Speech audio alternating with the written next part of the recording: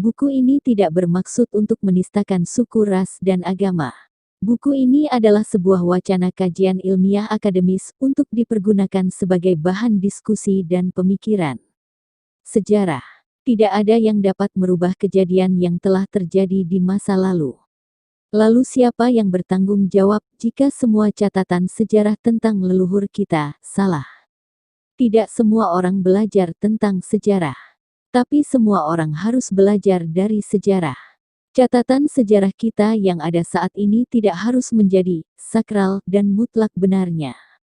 Sejarah adalah dialog yang berkelanjutan antara masa kini dan masa lalu untuk bersikap di masa depan.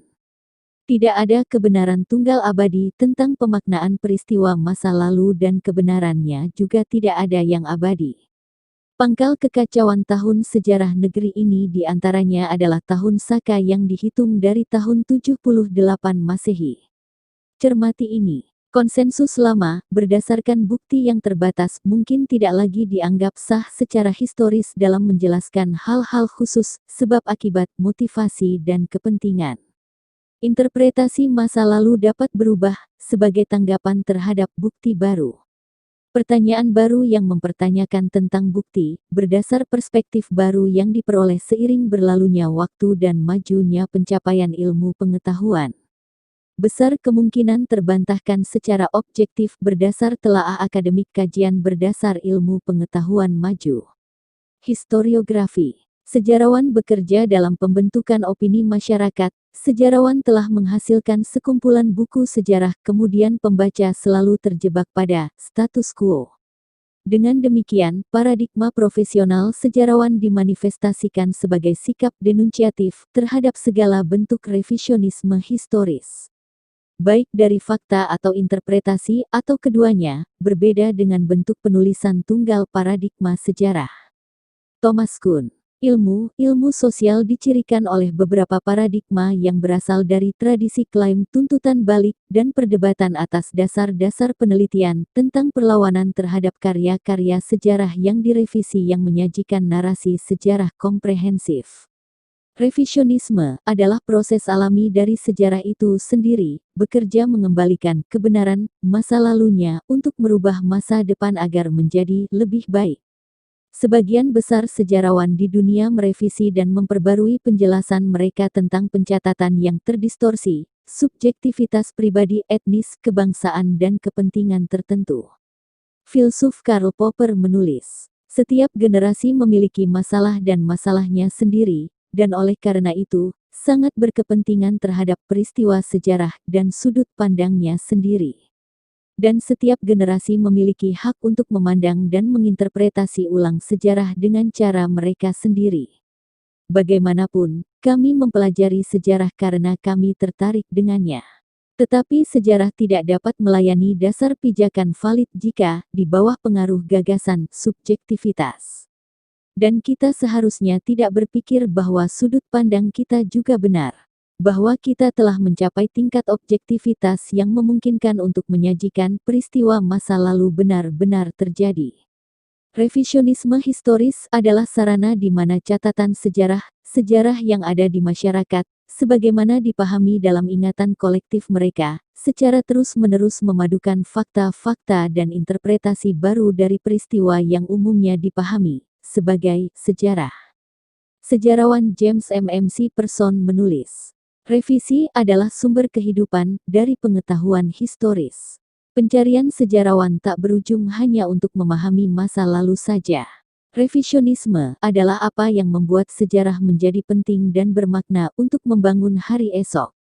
Tanpa revisionisme, kita mungkin hanya akan terjebak dengan gambar rekonstruksi subjektivitas. Tanpa sejarawan, revisionis, yang telah melakukan penelitian di sumber-sumber baru dan menanyakan pertanyaan-pertanyaan bernuansa baru, kita akan tetap terperosok dalam salah satu dari stereotip pemaknaan. Indonesia membutuhkan revisionis historis yang menulis ulang catatan fakta sejarah leluhurnya terdahulu.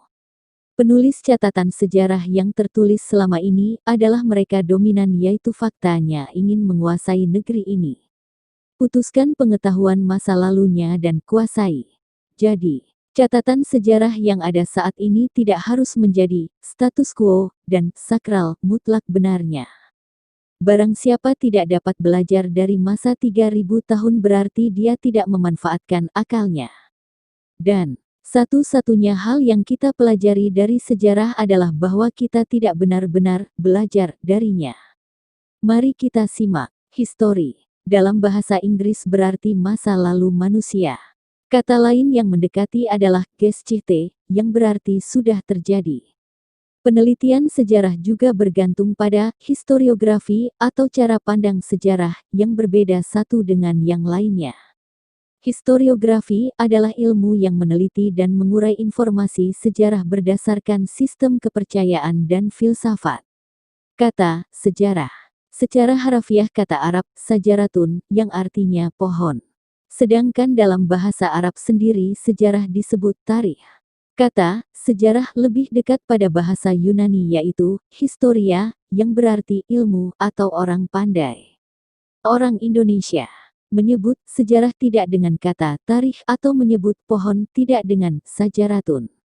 Karena kata sejarah dalam budaya Indonesia adalah penggambaran utuh tentang asal-usul dari akar hingga ranting catatan kejadian. Bangsa Indonesia lebih lugas dan mumpuni dalam mengartikan dan menjabarkan pengertian apa itu sejarah walau dokumen catatan itu tersimpan di Leiden. Hal lain, sejarah ditulis oleh sang pemenang. Maksudnya, seringkali pemenang sebuah konflik kemanusiaan menjadi lebih berkuasa dari taklukannya oleh karena itu. Ia lebih mampu untuk meninggalkan jejak sejarah dan pemelesetan fakta sejarah sesuai dengan apa yang mereka rasa benar. Pada tahun 1960, para ahli sejarah mulai meninggalkan narasi sejarah yang bersifat epik nasionalistik dan memilih menggunakan narasi kronologis yang lebih realistik. Ilmuwan postmodernisme dengan keras mempertanyakan keabsahan dan perlu dilakukan kajian sejarah. Richard J. Evans, seorang profesor bidang sejarah modern dari Universitas Cambridge di Inggris, menulis buku yang berjudul In Defense of History, yaitu buku tentang pembelaan akan sejarah, membela pentingnya pengkajian sejarah untuk masyarakat. Menurut mereka, sejarah semata-mata hanyalah interpretasi pribadi dan subjektif atas sumber-sumber sejarah yang ada. Insinyur Soekarno, proklamator kemerdekaan Indonesia, terkenal dengan kutipannya, "Jangan sekali-kali melupakan sejarah." Akan sia-sia kutipan Soekarno jika yang kita fahami dan tidak dilupakan adalah sejarah yang ditulis oleh orang asing dengan motivasi suatu kepentingan. Inilah catatan sejarah leluhur kita yang atau di balik kita diwarnai atau mewarnai India. Dan catatan kejayaan bangsa ini menjadi hilang setelah kita sepakat menghitung awal tahun Saka di seluruh prasasti dimulai tahun 78 Masehi. Tahun Saka tertera di seluruh prasasti dihitung mulai 78 Masehi, hilang semua catatan sejarah sebelum tahun itu. Situs-situs di negeri ini berdasar pada salah satu dari dua agama India hanya dengan membedakan ada tidaknya patung posisi duduk bersila. Borobudur diarsiteki Gunadarma, dibangun abad 8 Masehi hanya berdasar perkiraan. Semua kerajaan pra-Islam disebut kerajaan Hindu-Buddha, nenek moyang sebelumnya menganut animisme, dinamisme. Animisme, dari bahasa Latin anima atau roh, adalah kepercayaan kepada makhluk halus dan roh, mempercayai bahwa setiap benda, gua, pohon, batu besar, mempunyai jiwa yang mesti dihormati agar roh tersebut tidak mengganggu manusia. Dinamisme adalah pemujaan terhadap roh nenek moyang yang telah meninggal menetap di tempat-tempat tertentu, seperti pohon-pohon besar. Tidak ada ajaran asli Nusantara Indonesia terdahulu dan hingga saat ini menganut animisme dinamisme. Sesajian atau sesaji, bebalian. Bukan memberi makan arwah atau makhluk lain, sesajian adalah bentuk penghormatan. Menghormati bukan menyembah. Literasi kata, sembahyang, membuktikan leluhur Nusantara terdahulu sudah berketuhanan. Sebelum agama pendatang dengan penyebutan berbeda di setiap pelosok daerah di Indonesia. Literasi kata, sembahyang, terbentuk dari dua suku kata. Sembah, dan kata Hyang adalah kata yang menunjukkan pengertian pemahaman tentang yang maha mutlak adanya, Tuhan. Tuhan yang Maha Esa. Hyang Widi Tunggal. Tuhan dalam ajaran Kaharingan disebut Yustu Halatala. Di kota Waringin Barat disebut Sang Hyang Dewata. Dan Ranying Hatala Langit difahami sebagai kuasa yang maha besar. Budaya Tolotang bertumpu pada 5 keyakinan, percaya adanya Dewata Sewae adalah sebutan Tuhan yang Maha Esa. Percaya adanya hari kiamat, adanya hari kemudian, percaya adanya penerima wahyu. Lontara sebagai kitab suci penyembahan Tulotang kepada Dewata Sewae. Budaya Marapu di Pulau Sumba menyebut Tuhan yang Maha Esa dengan nama Padikangu Tahu, pencipta manusia. Nama Wulu Tahu, nama Ji Tahu, yang membentuk dan membuat manusia. Nandiawa Tumbuh, Nandiawa Dedi, yang menumbuhkan dan yang menjadikan. Nama Padikangu Awangu Tanah, pencipta langit dan bumi. Budaya Batak menyebut yang maha kuasa, mula jadi Nabolon. Menyebut sembahyang dengan sombah Hyang. Mula jadi Nabolon. Yang memberi Batara guru kebijaksanaan, hukum peradilan, hukum kerajaan, pengetahuan, dan kemampuan untuk mengontrol takdir serta nasib umat manusia. Budaya suku Asmat mengenal 3 konsep dunia yaitu Ou Capin Mi, alam kehidupan sekarang. Dampu Ou Capin Mi, alam persinggahan roh yang sudah meninggal. Safar, surga, kehidupan setelah kematian. Budaya Sunda, 5 landasan filosofi kehidupan penganut ajaran Sunda. Cahaya putih di timur disebut Purwa, tempat Hyang Iswara. Cahaya merah di selatan disebut Daksina, tempat Hyang Brahma. Cahaya kuning di barat disebut Pasima, tempat Hyang Mahadewa. Cahaya hitam di utara disebut Utara, tempat Hyang Wisnu. Segala warna cahaya di pusat disebut Madya, tempat Hyang Siwa. Falsafah dasar asli leluhur kita, Dharma, Dhamma, bersumber di Svarnadvipa, sudah ada ribuan tahun sebelum Masehi, terekam sempurna di Bali mendasari tumbuhnya Buddhism, dengan tokohnya Siddhartha Gautama 563-483 SM dan Jainism, Mahavira pada 549-477 SM.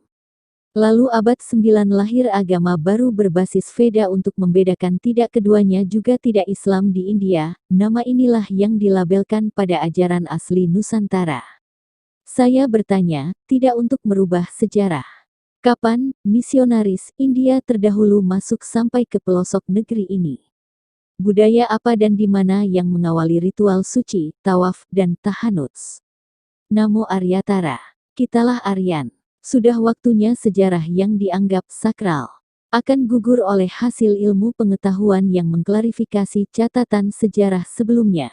Dan tidak ada yang harus terkejut dengan fenomena ini, leluhur kita adalah ras Arya.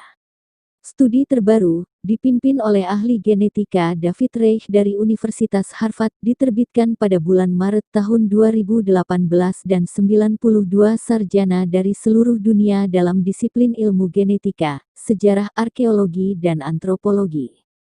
Studi ini menunjukkan bahwa ada 2 migrasi besar ke India dalam 10.000 tahun terakhir. 1. Migran out of Afrika yang telah mencapai India sekitar 65.000, Zagrosian ini bercampur dengan penduduk sebelumnya di India awal 7.000 sampai 3.000 sebelum Masehi melahirkan peradaban Harappa. 2. Setelah tahun 2000 sebelum Masehi, datang imigran, Scythia, Sakaya, Sakas Arya, mereka membawa bahasa Sanskerta awal atau dasar dari Sanskrit. Berbagai praktik budaya baru seperti ritual pengorbanan, yang semuanya membentuk dasar budaya Hindu, Veda awal inilah yang disebut dharmik, ajaran Dharma. 1000 tahun sebelumnya orang-orang, ras Arya, juga ke Eropa, menggantikan dan bercampur dengan petani di sana, melahirkan budaya baru dan menyebarkan bahasa Indo-Eropa.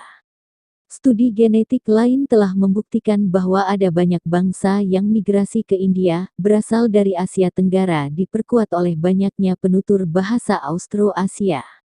Bahwa Arya bukanlah penghuni pertama India dan peradaban Harappan, Dravida ada jauh sebelum kedatangan mereka.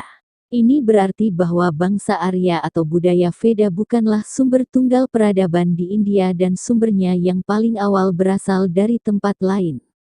Sejatinya, Dravida adalah leluhur mereka orang India. Mereka telah berkampanye untuk mengubah kurikulum sekolah dan menghapus setiap kata yang menyebutkan imigrasi Arya dari buku sejarah. Tulisan di atas dikutip dari Tony Joseph, penulis buku Early Indians, The Story of Our Ancestors and Where We Came From, diterbitkan oleh Juggernaut. Ras Arya adalah Scythia, kaum Caka atau Saka bangsa Nusantara Indonesia maju terdahulu. Ahli sejarah mengelompokkan bangsa-bangsa yang ada di dunia antara lain. Bangsa Jawi, bangsa yang menurunkan kaum Caka yaitu 1. Jawi, bukan suku Jawa. 2. Madayu, Mada, Medes, Madian, Midian, Medea. 3. Cambises, Kambuja bahasa Yunani. 4. Scythia, Caka kaum Aryan, ras Arya. Kaum Caka leluhur Nusantara menaklukkan Raja Salivahana India pada tahun 78 Masehi. Tahun inilah awal tahun di mana dimulai tahun Saka India. Imperium Caka berpusat di Nusantara. Dinasti Surya meninggalkan ribuan prasasti berangka tahun Caka dan kesalahan besar jika tahun di semua prasasti dihitung mulai 78 Masehi. Banyak kelompok besar Scythia atau kaum Saka juga bermigrasi ke Asia Tengah, Eropa Timur dan Anatolia Utara sekitar 3100 sebelum Masehi. Sakas sama dengan Scythians migrasi ke Eropa Timur dan Anatolia Utara melalui Pontic Steppe sejak zaman Veda setelah Perang Mahabharata 3162 SM. Ajaran Dharmik dibawa oleh kaum Caka, Sakas, Sakaya, Scythia, Aryan terekam di Borobudur dengan literasi kata, Mahecakya, berkembang di dataran India, mendasari 3 ajaran dan salah satunya Jainism dengan tokohnya Mahavira. Mahe berarti maha atau besar dan agung. Cakya adalah kaum atau bangsa Cakya atau Sakaya, Caka, Saka. Kata, Sevarga, dan Kusala Dharma Bhajana di relief dasar Borobudur membuktikan ajaran asli Nusantara, Dharmik. Masa sebelum Orba, 2 agama dari India, harus menjadi alternatif pilihan agama resmi negara juga dilabelkan di Borobudur dan situs yang lainnya, hanya dengan membedakan ada tidaknya arca posisi duduk bersila. Falsafah, Dharma terekam sempurna pada budaya Bali dan tergambar lengkap di Borobudur, keduanya tidak berdasar salah satu dari 2 agama di India. Tapi falsafah yang terekam di keduanya, mendasari 3 agama yang tumbuh di sana. Namo Bhagavatyai Aryatarayai. Atas nama bangsa Arya, di tanah inilah ras Arya lahir, menyebar ke 3/4 bumi membawa ajaran, Dharmik.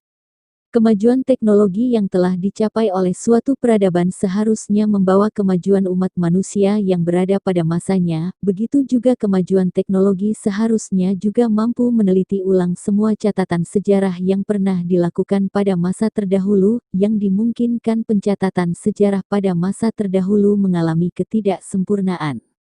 Perlunya buku ini dibuat adalah sebagai pemicu untuk kita semua agar bangsa Indonesia melakukan kaji ulang serta mencari jawaban atas semua catatan sejarahnya, dikarenakan tidak adanya catatan sejarah yang menerangkan peradaban yang terjadi di Nusantara pada abad sebelum Masehi atau masa prasejarah. Sementara banyak ditemukan fosil dan situs tertua di bumi ada di Nusantara Indonesia. Hal inilah yang menjadi dasar dari penulisan buku ini, dengan harapan institusi yang berkompeten terhadap pencatatan sejarah bangsa Indonesia melakukan penelitian dan penyelidikan ulang tentang sejarah yang pernah ditulis khususnya tentang Borobudur. Di buku ini, penulis tidak sedang dan bermaksud menyudutkan atau tidak sedang menistakan kepercayaan dan ajaran suatu agama. Buku ini adalah suatu wacana keilmuan. Penulis berharap ada upaya klarifikasi yang akan dilakukan oleh institusi yang berwenang untuk melakukan pengkajian penelitian dan pencatatan kembali sejarah bangsa Indonesia dengan lengkap. Dan mendekati kesempurnaan, semoga buku ini menjadi salah satu bahan pertimbangannya. Ini fakta sejarah kita yang tidak ditulis dan dipublikasikan terbalik. Kitab Mahaprajnaparamita Sastra. Tentang Sariputra dan gurunya Sanjaya ditulis oleh Nagarjuna dalam Mahaprajnaparamita Sastra, risalah tentang kebajikan kebijaksanaan. Seorang Brahmin dari Suvarnatvipa bernama Kinva, Suvarnakesa datang dan bertemu dengan Upatisya. Sariputra bertanya kepadanya dari mana asalnya, dia menjawab bahwa dia berasal dari Suvarnatvipa. Di Kincau, Suvarnatvipa ada seorang raja bernama Kincau, Suvarnapati dia meninggal dan akan dikremasi. Ia memiliki seorang putra namanya Kiuliuto, Kolita nama keluarganya adalah Tamou Kienlien, Mahamaut Galyayana. Sariputra dilahirkan di keluarga Brahman temannya Ripariputra kecerdasannya luar biasa pada usia 17 tahun telah menguasai semua keilmuan, dharmik, Veda. Ia belajar di bawah salah satu dari 6 guru besar non-Buddhis bernama Sanjaya, dia bertemu dengan bantuan Asaji, kemudian menjadi salah satu dari 10 murid utamanya dan terkenal karena kebijaksanaan dan pembelajarannya. Cermati ini. Peziarah Tiongkok Yixing 635-713 pergi meninggalkan negerinya ke Kincau, Kinti, Tanah Emas, Suvarnatvipa, Indonesia terdahulu. Yixing menyebut Srivijaya Phoce atau Celi Phoce untuk belajar bukan menjadi misionaris Buddhis. Suvarnatvipa Indonesia, bukan India, adalah tempat awal sumber belajar falsafah utama dasar, Dharma, Dhamma, dan inilah tokoh-tokoh putra Indonesia terdahulu pelopor, dharmik, sampai ke tanah India. Sanjaya, Sariputra, Dharmadasa, Dharmapala, Suvarnakesa, Maut Galyayana, Suvarnatvipa Dharmakirti, Krijanayasa atau Dapuntahyang. Dharmadasa 700-620 sm, Dharmapala 670-580 sm, Suvarnatvipa Dharmakirti 610 sm 520 sm, Kumarila Batai 618-540 sm, Adi Sankara 569-537 sm. Mereka putra Indonesia pelopor, dharmik, di tanah India. Anehnya, kenapa tidak ada buku sejarah kita yang tulis ini? Kenapa menulis terbalik, bahwa budaya asli dan situs berdasar dari sana India? Dharmik, Dharma, Dhamma adalah konsep falsafah utama leluhur kita yang mendasari tumbuhnya 3 agama India, Buddhism, Jainism dan Hinduism di India. Bersumber dan berasal dari Nusantara Indonesia terdahulu.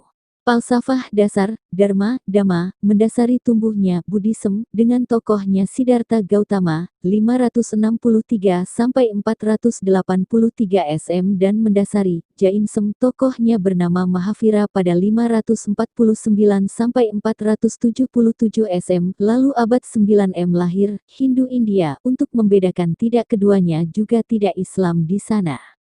Sangharama atau tempat belajar, pembelajaran, Dharma. Sangharama pusat di Suvarnatvipa, bernama Dharmapala. Sangharama cabang di Jafatvipa Fuana Cakapala kini terpublikasi bernama Borobudur. Sangharama cabang di Bihar India, Nalada. Dibangun Raja Pala keturunan dinasti Shailendra 427 Masehi, Indonesia di area kompleks situs Muara Takus. Di area ini pernah berdiri awal pusat belajar falsafah dasar utama, Dharma, Dhamma. Sangharama pusat bernama Dharmapala. Tokoh bernama Dapuntahyang Rijayanasa menggaungkan kembali ajaran Dharma, Dhamma ke Nusantara. Membawa para resi ke tanah Jawa juga Bali di antaranya Guru Resi Markaendriya. Di masa kerajaan Nusantara, Majapahit menyelamatkan Dharma ke Bali. Pajajaran berpesan dan melarang siapapun memungut pajak. Kemudian di masa Praorba 2 agama dari India, wajib menjadi alternatif pilihan agama resmi negara, dan salah satunya dilabelkan di Borobudur. Jadi, semua situs juga ajaran asli di Nusantara tidak berdasar pada salah satu dari 2 agama India, tapi yang kini masih tergambar di situs Borobudur juga terekam di Bali adalah yang mendasari tumbuhnya 3 agama di sana. Falsafah dasar, Dharma, Dhamma adalah ajaran leluhurnya bangsa Nusantara Indonesia terdahulu yang mewarnai India, bukan sebaliknya. Bibit tumbuh jadi tunas dan tunas itu bukan bibit. Kebenaran tidak akan hilang dengan menenggelamkannya. Bibit yang terendam itu kini tumbuh menjadi bunga menebarkan harumnya. Menggugat meluruskan catatan sejarah bangsanya. Mari kita simak. Sumber artikel ini dibuat berdasar pada buku terjemahan bahasa Inggris dari catatan perjalanan Xuanzang, Hien, Sang 602-664 oleh Samuel Beal tahun 1884. Hien Sang menulis, di sebelah timur ada Sangharama dan di tengah-tengah hutan Amra adalah tembok fondasi tua. Ini adalah tempat Bodhisattva Asa Asga menyusun sastra yang disebut Hin Yang Sing Kiau. Sebelah barat daya kota 8 atau 9 li adalah sebuah batu yang berdiam di naga. Tathagata meninggalkan bayangannya di sini. Ini adalah tradisi, tidak ada sisa bayangan yang terlihat. Di sampingnya ada stupa yang dibangun oleh raja, sekitar 200 kaki tingginya. Di dekat ini adalah tanda di mana Tathagata berjalan ke sana kemari, dan juga stupa para murid yang menderita penyakit. Dengan berdoa di sini kebanyakan disembuhkan. Hukum Sakaya menjadi punah. Ini akan menjadi wilayah terakhir di mana ia akan bertahan. Oleh karena itu dari yang tertinggi ke yang terendah semua yang memasuki perbatasan wilayah ini sangat terharu bahkan sampai menangis sebelum mereka kembali. Di sebelah timur laut tempat tinggal naga adalah hutan yang luas. Setelah melewati sekitar 700 li kami menyeberangi sungai. Dan menuju ke utara kami tiba di kota Kiase Pulau Kasapura. Kota ini luasnya 10 li, penghuninya kaya dan bahagia. Di sisi kota adalah Sangharama tua, yang ada dinding pondasinya saja. Disinilah Dharmapala Bodhisattva membantah argumen para bidat. Perhatikan, Dharmadasa 700-620 sm mempunyai murid Dharmapala 670-580 sm menjadi guru dari Suvarnatvipa Dharmakirti 610-520 sm. Merekalah tokoh pelopor, dharmik, dari Suvarnatvipa. Mereka berada di lokasi yang sebutkan dan dicatat oleh Hien Sang 602-664 m. Perhatikan kata pada tulisan catatan yang dimaksudnya. Tathagata meninggalkan bayangannya di sini. Ini adalah tradisi, tidak ada sisa bayangan. Yang terlihat lokasi yang dimaksud Hien Sang adalah Equinox, hanya ada di situs Muara Takus. Stupa 200 kaki tingginya di dekat ini adalah tanda di mana Tathagata berjalan ke sana kemari. Ini adalah situs Muara Takus di mana para Brahman melakukan ritual pradaksina, prasawiya, gerakan memutari situs.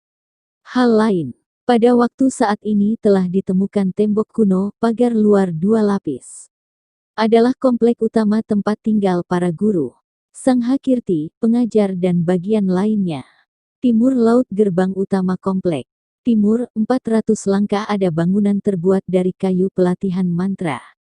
Barat tempat belajar ada kolam sakti atau tobek sati. Tenggara tempat belajar tingkat kedua. Barat daya tempat tinggal pelajar tingkat ketiga. Barat laut tempat pertapa Tapo Ken Yago. Utara komplek di luar tanggul seberang sungai Paodaman, perkuburan terbagi atas. 1. Yang tidak dibakar api. 2. Yang api tidak menyala pada jasad. 3. Kediaman para pembesar di 8 penjuru dari koordinat kota suci, radius 4 km persegi yang dipagar 9 lapis benteng tanggul. Maka terbukti benar apa yang dilihat dan dicatat Xuanzang, Hien Sang 602-664 m juga I Sing 689-695 m yang tinggal selama 5 tahun di Suvarnatvipa di pusat pembelajaran, Dharmik. Nalada, di Bihar India didirikan pada tahun 427 m dibangun Raja Pala dinasti Sailendra dari Suvarnatvipa. Ini adalah cabang universitas di Suvarnatvipa bernama Dharmapala, juga Sangharama cabang di Java. Fuana Cakapala kini bernama Borobudur. Kri Janayasa, Dapunta yang membawa Dharma dan para RC ke tanah Java juga Bali di antaranya Guru RC Markaendriya dan Bali kini menyimpan sempurna falsafah utama dasar leluhur kita, Dharmik, yang mendasari tumbuhnya 3 agama besar di India. Maka runtuhlah labeling selama ini tentang sumber ajaran asli Nusantara juga situs-situsnya. Cerita lain tentang pusat puja di komplek kota suci terdahulu di Muara Takus. Sekumpulan gajah tanpa dikendalikan berjalan mengitari situs Muara Takus terjadi di Kampar Riau Sefarnat Vipa, Indonesia. Kenapa bisa terjadi? Gajah tawaf ini tidak hanya sekali, manusia pun dahulu melakukan ini di sini. Ikuti ceritanya, pada 1935 FM Snitger, ilmuwan Belanda Jabatan Conservator of the Museum at Palembang, mengeksplorasi hutan Muara Takus di tepi Sungai Kampar Kanan. Sudah seminggu lamanya kami berkemah di hutan Muara Takus terletak di Kampar, sungai melengkung di sekitar garis khatulistiwa seperti gulungan ular besar. Baru saja saya temukan di dinding utara yang mengelilingi bangunan candi harus dibersihkan dan diukur tandasnya seraya membentangkan tikar tidur di tanah dan berbaring, di sini sepi, bulan purnama memancarkan cahaya, jangkrik-jangkrik bernyanyi dan suara mereka berbaur dengan gumaman sungai lewat tengah malam ketika saya terbangun dengan kaget. Seketika itu, dari hutan terdengar raungan, kami mendengar raungan gajah turun dari Gunung Suliki yang berkabut, menyeberangi sungai, gajah-gajah itu perlahan mendekat kemudian. Tampak gajah-gajah itu berjalan mengelilingi candi, searah jarum jam, setelah keliling, gajah-gajah itu diam, berlama-lama mematut-matut candi kemudian berlutut. Ya, ketika bulan purnama menyinari, gajah menyeberangi sungai dan pergi ke kuil suci, kemudian mereka berkumpul melingkari dan berkeliling, memutari menara tinggi. Saya lihat langsung, kata FM Snitger. Karena penasaran dengan cerita di atas. Sekali waktu pernah datang orang Thailand membawa gajah dari negerinya ke Muara Takus. Gajahnya langsung pradaksina dan tak mau dibawa pulang lagi ke Thailand, ini kejadian nyata. Pada abad 4 Masehi para pelajar, peziarah Tiongkok mencatat apa yang dilihatnya di situs Muara Takus, diantaranya sebagai berikut. Pada tahun 399 sampai 414 M.Fa. Hien dalam perjalanan di Sefarnat Vipa mencatat, mengikuti Sungai Ponai, adalah Sungai Panai, Kampar, di tempat di mana para pelajar pernah tinggal di situ dan melakukan gerakan, berjalan berputar, mengelilingi tope, stupa juga 4 guru duduk di 4 sudut, di tempat ini, menara, telah didirikan. Pada tahun 602 sampai 664 M. Hien Sang mencatat apa yang dilihatnya di Sefarnat Vipa. Di sampingnya ada stupa yang dibangun oleh raja, sekitar 200 kaki tingginya. Di dekat ini ada tanda di mana Tathagata berjalan ke sana kemari. Ising 671 sampai 695 M. Belajar di sini. Perhatikan. Tempat apa sebenarnya situs Muara Takus di Sefarnat Vipa itu, dahulu? Inilah tokoh-tokoh putra Indonesia terdahulu. Pelopor, Darmik, leluhurnya Dapuntahi Rijayanasa, Kadatuan Krivijaya, di Sefarnat Vipa. Dharmadasa 700 sampai 620 SM. Dharmapala 670 sampai 580 SM. Sufarnat Vipa Dharmakirti 610 sampai 520 SM. Kumarila Batai 618 sampai 540 SM. Adi Sankara 569 sampai 537 SM. Moksartam Jagahita Yakaiti Dharma. Artinya, Dharma bertujuan untuk mencapai kebahagiaan rohani dan kesejahteraan hidup jasmani. Inilah falsafah dasar utama leluhur Indonesia terdahulu, Dharma, Dhamma. Ritual suci, Dharma, diantaranya Purwadaksina, Pradaksina berputar ke kanan searah jarum jam difahami menuju Swahloka Utama dan Prasawiya. Berputar ke kiri berlawanan arah jarum jam menuju Burloka Nista. Ini adalah ritual asli leluhur bangsa Indonesia. Dharma, dalam kesatuan kata penguat makna seperti Kusala Dharma Bajana, literasi kata ini terekam di relief dasar Borobudur Panil nomor 138. Ini bukan kata dan falsafah dari India. Moksartam Jagaditaya, kebahagiaan dunia akhirat dan moksa. Kontemplasi spiritual, jalan untuk mencapai moksa. Divisualisasikan di atas Borobudur bernama Tapabrata Upasana Ken Yago. Ini bukan patung tokoh agung mulia India. Falsafah asli leluhur Nusantara, Dharma, berpusat di Sefarnat Vipa tergambar di Borobudur juga tersimpan sempurna di Bali. Keduanya tidak berdasar salah satu dari dua ajaran India, tapi mendasari tiga ajaran yang tumbuh di sana. By Santosabha.